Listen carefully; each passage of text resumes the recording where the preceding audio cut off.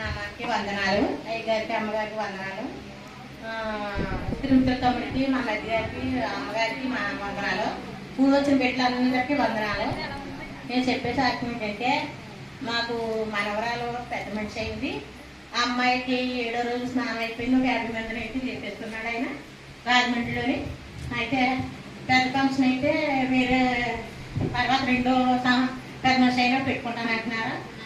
ఆ ఫంక్షన్ కూడా మీరు అందరూ వద్దరు. కానీ ఇప్పుడు నెక్స్ట్ ఏంటంటే దేవుడు గుళ్ళో స్వీట్ పంచి పెడదాం బాబు అన్నాను నేను.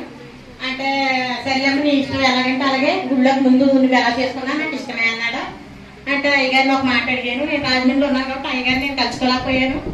తమ్ముడిని అయ్యగారిని అడిగితే అయ్యగారు అన్నారు, నువ్వు స్వీట్ ఎందుకమ్మా, భోజనాలు ఏర్పాటు చేసుకో, బాగుంటుంది నీకు, ముందు వంట అన్నీ నీకు జైగా బాగుంటుంది, దేవుడి దగ్గర నువ్వు భోజనాలు పెట్టుకుంటేనే ఊళ్ళో అన్నారు.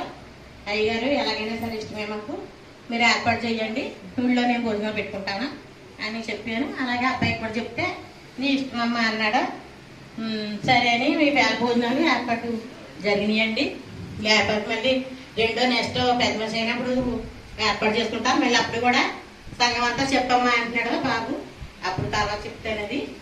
నా సాక్ష్యం అంటే ఏంటంటే ఇప్పుడు నేను బాప్తిస్మం తీసుకున్నాను, గుళ్ళోకి వస్తున్నాను.